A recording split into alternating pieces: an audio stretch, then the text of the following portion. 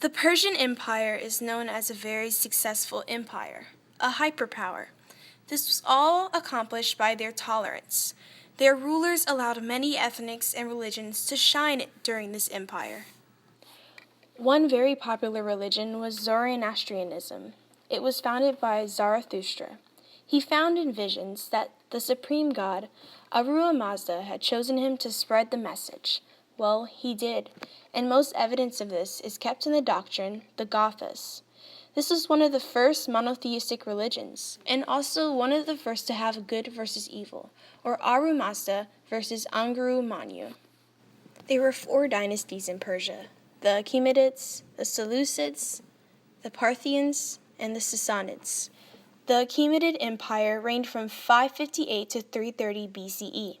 The people that were here during this time were known as the Medes and the Persians, who migrated from Central Asia to modern-day Iran.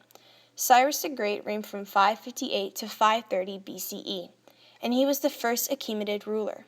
By 548 BCE, he had all of Iran under his thumb, but that was just the beginning. His empire stretched from India to the borders of Egypt. He would have conquered past Egypt's borders, but he was killed in 530 BCE, while in battle with nomadic raiders. Today his tomb still stands in Passagradi, though it is one of the last monuments of the Achaemenid Empire that has survived. His legacy continued with his son Cambyses, who reigned from 530 to 522 BCE.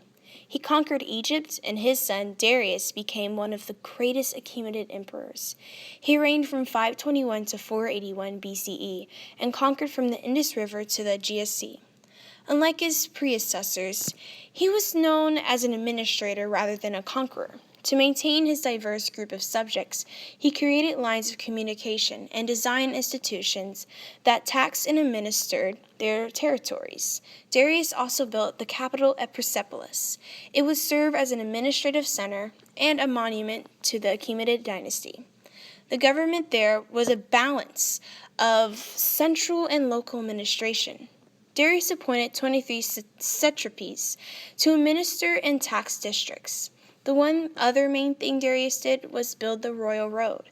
It was 2,575 kilometers long, and it was paved with stone. It had 111 postal stations and kept a supply of fresh horses. Darius' son Xerxes reigned from 486 to 465 BCE. He was not as tolerant as Cyrus or Darius, and because of this, the Achaemenid Empire began to fall. He despised other cultural traditions and forced Persian identity to soar above the rest. This resulted in the Persian Wars. The conflict with Greece did not end well with the Persians. Alexander of Macedon, also known as Alexander the Great, invaded Persia. He easily took over the Persian Empire. Fun fact, did you know that Alexander the Great was taught by the famous Aristotle as a teenager?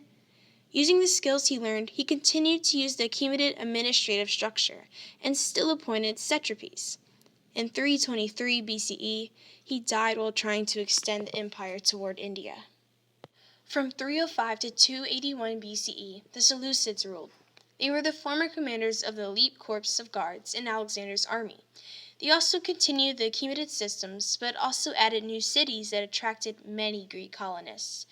This helped with their trade and economic development. Because they were foreigners, many Persians did not like the Seleucids, and by 83 BCE, they were conquered by the Roman Empire.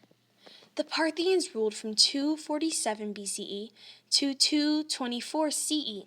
They followed many traditions from their nomadic ancestors from the steppes of Central Asia. One thing different from the rest of Persia was that they did not have a centralized government. They organized themselves politically through a federation of leaders who met in council. They were also skillful warriors that defended themselves against nomadic invasion. To stop the invaders, the Parthians would feed their horses alfalfa and use bigger and stronger horses with armor to defeat the nomadic invaders. The Sassanids overthrew the Parthians in 224 CE and ruled until 651 CE. They continued the tradition of imperial rule.